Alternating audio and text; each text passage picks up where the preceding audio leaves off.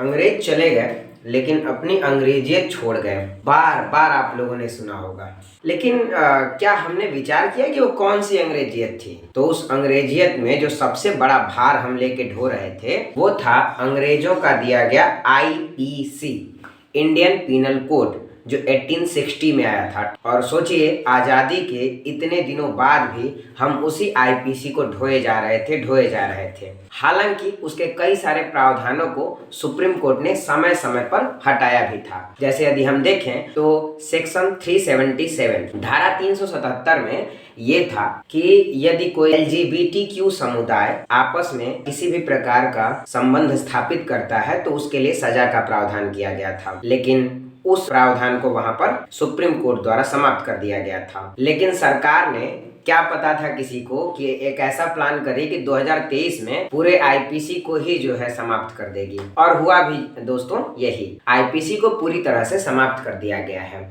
और इसके जगह पर भारतीय न्याय संहिता लेके आया गया है। जी हाँ, अंग्रेजों की अंग्रेजियत में हम हो सकता है कि पश्चिमीकरण को ढोए जा रहे हों, लेकिन ये भी यथार्थ है, ये भी सच है कि भारत सरकार ने गुलामी की मानसिकता को हटाने के लिए आईपीसी को हटाकर इसके जगह पर भारतीय न्याय संहिता लाए। भारतीय न्याय संहिता है इसका नाम, क्यों? इसके पहले भारतीय दंड संहिता था, अब भारतीय न्याय संहिता है। दंड को हटाकर न्याय को रखा गया है। आखिर न्याय शब्द को क्यों रखा गया है? न्याय शब्द को इसलिए रखा गया है क्योंकि एक लोकतांत्रिक देश में दंड की प्रक्रिया अच्छी नहीं लगती है। दंड देना नहीं सही है।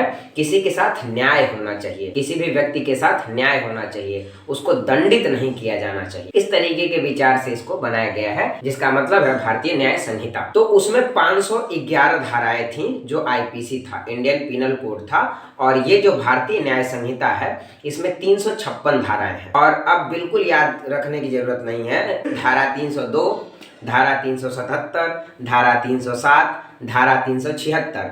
क्यों?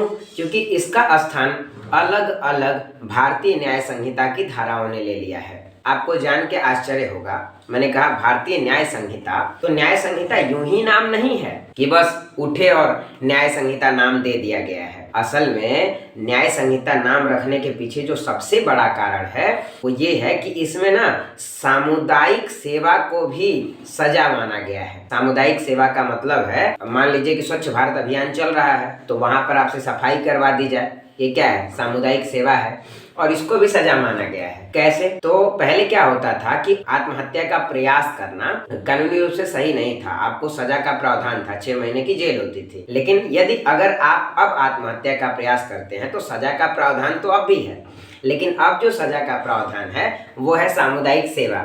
आपको सामुदायिक सेवा करनी पड़ेगी, और ध्यान रखना है उसके बदले में आपको किसी भी तरह का कोई भी मेहनताना नहीं दिया जाएगा। तो देख रहे हैं किस तरीके से न्याय दिया जा रहा है। एक होता था राजद्रोह अधिनियम, आईपीसी के सेक्शन 124A में था, यानी कि भारत की एकता, अखंडता और संप्रभुता के खिलाफ अगर आप कुछ बोलेंगे तो उसके लिए अलग अलग सजा का प्रावधान था। इसको बदल करके और सेक्शन 150 में कर दिया गया है, भारतीय न्याय संहिता की धारा 150 में कर दिया गया है, और इसके जगह राजद्रोह शब्द को हटा करके देशद्रोह शब्द किया गया है।